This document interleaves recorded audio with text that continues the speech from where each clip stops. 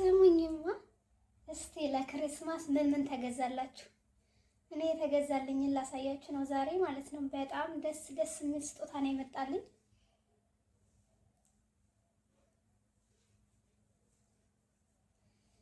በነገራችን ላይ እኔ እንደ አይነት ልብስ መልበስ ብዙ ግን እንደዚህ አድርጌ ያሰፋዋለሁ እንጂ ይሄ ለፍንዳታ ነው።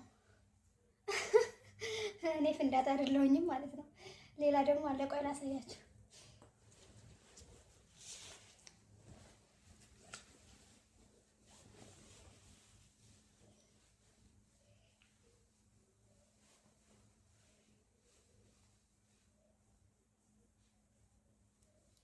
ዋው ዋው! አያችሁት? የተገዛልኝ ስጦታ በቃ እንደዚህ አድርጌ ባሌ ጋር ስሄድ ዘንጬ ነው የምሄደው።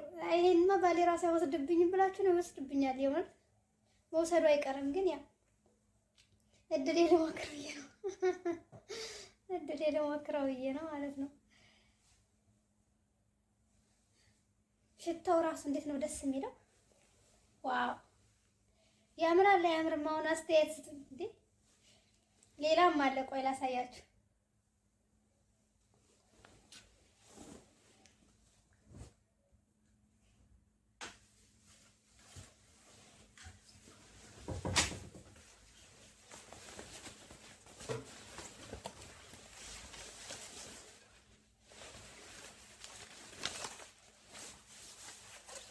እሺ ምን ታስባላችሁ?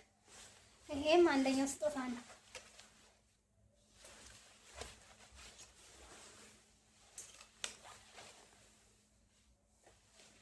አያችሁ?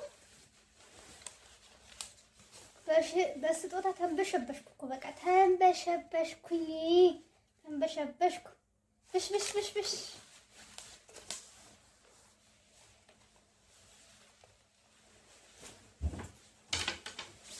እንግዲህ ምንም ማድረግ አይቻልም። ከላይ ነው ሲሰጥ፣ ከላይ ነው እንግዲህ መቅናት አይቻልም።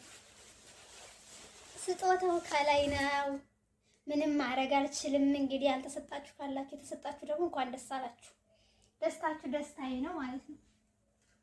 ሌላም አለ።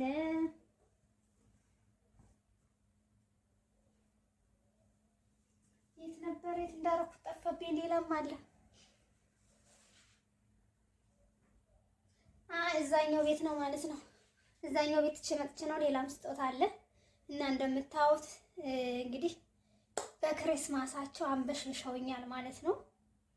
ደስ የሚል ስጦታ። ሻንጣም ገዝቻለሁ በተሰጠኝ ብር። ጃኬቶችም ተገዝተውልኛል። አንደኛው ልብሴ እዛ ቤት ነው፣ አስታወስኩ። እንግዲህ የሰው ደስታ የሚያስደስታችሁ እንኳን ደስ አላችሁ። ደስታ የደስታችሁ የሆነ ማለት ነው። ደስ ብሎኛል። በነገራችን ላይ ስጦታ ማለት ነው እንኳን ይሄን ያክል ስጦታ ሲሰጣችሁ ትንሽ ስጦታ ራሱ ያ ሰው ለእናንተ ማሰቡ ራሱ ትልቅ ነገር ነው። ስጦታ ትንሽ ይሁን ትልቅ ይሁን ምንም ማለት አይደለም፣ ግን ያ ሰው ለእናንተ ቦታ ሰጥቶ ማሰቡ ማስታወሱ ራሱ ለእናንተ ትልቅ ነገር ነው ማለት ነው። ስለዚህ ደስ ብሎኛል። እንደው እቺ ብቻ ራሱ ብትሆን ደስ ይለኛል እኔ። ምክንያቱም ያ ሰው ለኔን ማስታወሱ ነው። ገብቷችኋል? በዚሁ አጋጣሚ እስኪ ኢትዮጵያ ያላችሁ ባሎች እስኪ ለሚስቶቻችሁ በአመት አንድም ቢሆን እስኪ እንደ የሆነ ነገር ግዙላቸው፣ የሆነ ነገር ግዙላቸው ማለት ነው። ምክንያቱም አረብ ቤት እኛ እንኳን በሰራተኝነት ገብተን እንደዚህ እያንበሸበሹን ነው። ኢትዮጵያ ያላችሁ ወንዶች ግን ለሚስቶቻችሁ እንኳን ስጦታ ትገዙ። ስለዚህ ቢያንስ እንኳን ከአረቦች ለመኮረጅ ሞክሩ ማለት ነው። ሙሉ በሙሉ እንኳን ባታረጉ የተወሰነ አድርጉ። መቀበል እንጂ መስጠት አታውቁም እናንተ። ለነገሩ በነገራችን ላይ ድሮ ማለት ነው ሴት ልጅ ነበረች ወንድ ልጅ ለገንዘብ ብላ የምታገባ። አሁን ደግሞ በተቃራኒው ወንዶች ናቸው ሴትን ለገንዘብ ብለው የሚያገቡት ማለት ነው። ይሄ ደግሞ እንግዲህ የታየ ነገር፣ በገሃድ የታየ ነገር ስለሆነ ምንም አትደብቁም፣ አትሸሽጉም። ስለዚህ እየመረራችሁ ቢሆን ትጠጣላችሁ። ወንድ ልጅ ስትሆኚራል ብላችሁ ደግሞ ገንዘባችሁን መስዋዕት የምታደርጉ ሴቶች ተጠንቀቁ። መሄድ የፈለገ ሰው በገንዘብ አታስቀሩትም ማለት ነው። ብዙ መስዋዕትነት ከፍላችሁለት ራሱ የሆነ ሰዓት ላይ የሆነች ነገር ስታጎሉበት ይሄዳል ማለት ነው። ስለዚህ በተለይ ሴቶች ለወንድ ልጅ መስዋዕት አትክፈሉ። ለወንድ ልጅ መስዋዕት አትክፈሉ። እግዚአብሔር ነው የምላችሁ። ሺህ ነገር አድርጋችሁለት አንድ ነገር ሲጎልበት ትቷችሁ ነው የሚሄደው። በነገራችን ላይ በዚህን ሰዓት እኔ ለወንድ ልጅ ምንም ቅንጣት ታህል እንኳን እምነት የለኝም ማለት እግዚአብሔርን አላምንም። በቃ የፈለገ ነገር ቢለኝ ራሱ እኔ አላምነውም። ልወደው እችላለሁ፣ ግን ማመንና ማፍቀር ልዩነት አለው። ይሄንን በደንብ አድርጋችሁ አስተውሉ። ስለዚህ መስዋዕት አትክፈሉ አጠቃላይ ማለት ነው። ወንዶች ደግሞ ማለት ነው እስኪ እንደው ከአባቶቻችሁ እንኳን ትንሽ ወኔ ይኖራችሁ። ሴት ልጅ ለገንዘብ ብላችሁ አትቅረቡ። አንድ ጓደኛ ያለች ማለት ነው የስንት ዓመት ባሏ መሰላችሁ? ከ3 ዓመት ከ4 ዓመት በላይ የሆነ ባሏ ነውና አረብ ሀገር መታ እሱ ላካት ማለት ነው። እና ታንዴም ሁለቴ ሶስቴ ነው የመጣችው ቤቷን ለማቃናት ማለት ነው። እና በቃ ልክ ወር ሲል ሊደርስ አካባቢ ነው ሚስቱ እንደሆነች የሚያስታውሰው። ሚስቴ ምናምን ይላል ወር ሊደርስ ሲል ማለት ነው። ከዛ የሆነ ጊዜ እንደዚህ ብርሽን አታባጭ እቁብ ግቢ አልኳት። ከዛ እቁብ ገባች። ከዛ ሲደውልላት እንደዚህ ብር ያስፈልገኛል ምናምን ሲላት እኔ አሁን እቁብ ገብቻለሁ አለችው። ብሎ ካረጋት እንግዲህ ባሏ አስቡት እንግዲህ ለፍቅረኛ እናንተ በሶሻል ሚዲያ ያላወቃችሁት መስዋዕት የምትከፍሉ ካላችሁ ተጠንቀቁ፣ ተማሩ ማለት ነው። ብሎ ካረጋት ከዛ እናቴ እሷም ትክክለኛ ማንነቱን አወቀች ማለት ነው። አያችሁ፣ ለገንዘብ ብሎ የቀረባችሁ ሰው መጨረሻውን ታውቁታላችሁ፣ ይዘገያል እንጂ ማለት ነው። ግን እናንተ ብራችሁን ሙሉ ለሙሉ አትስጡ እንዴ። ባላችሁ ቢሆንስ እንደሆነ እኔ ማቃት ልጅ አለች፣ እግዚአብሔር ምስክሬ ነው የምላችሁ። አግብታ ባሏን ልኳት ማለት ነው። በእናቷ ስም ቤት የገዛች ልጅ አውቃለሁ። ባሏ ተቀምጦ በእናቷ ስም ነው ቤቷን የገዛችው። ለምን? ባሏ ራሱ ማለት ነው ተጠበቃት፣ ክብሩን ጠብቆ የሱ ነው። ግን ደግሞ ክብሩን ጠብቆ ካልጠበቃት ቤቷ የራሷ ነው። አንዳንድ ወንዶች አላችሁ በቃ እኔ እንጃ፣ ድሮ እኔ የማውቀው ወንድ ልጅ ሴት ልጅ ሲያስተዳድር ነው፣ አባቶቻችንም እንደምናውቀው። አሁን ሴት ልጅ እንድታስተዳድራችሁ ቁጭ ብላችሁ የምትሉ ድንጋይ ስታሞቁ የምትሉ ደግሞ አለማፈራቸው ደግሞ ጉራቸው እግዚአብሔርን ነው የምላችሁ፣ ጉራቸው በባዶ ቂጣቸው ማለት ነው። በቃ የሆነ ጉርር ጥብርር ሲሉስ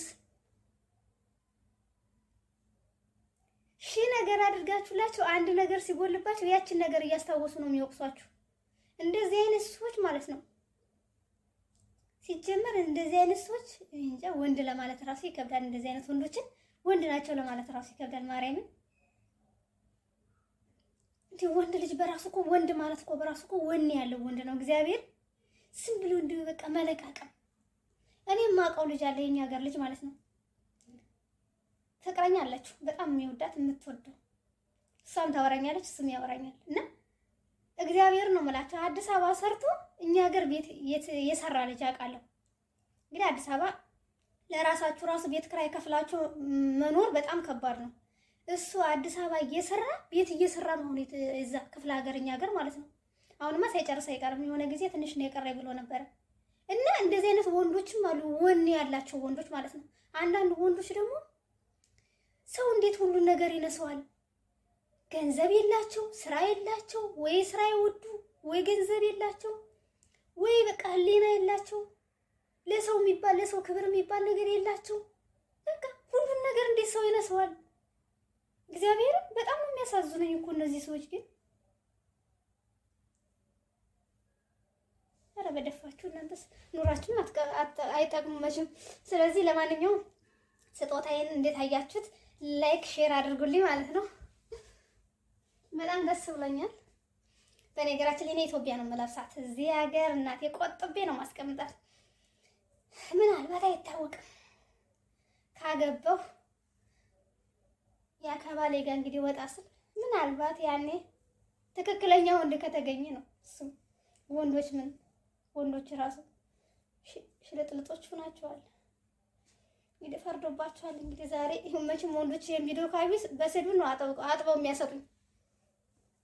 ስደቡኝ ምን አባታችሁ ሽልጥልጥላ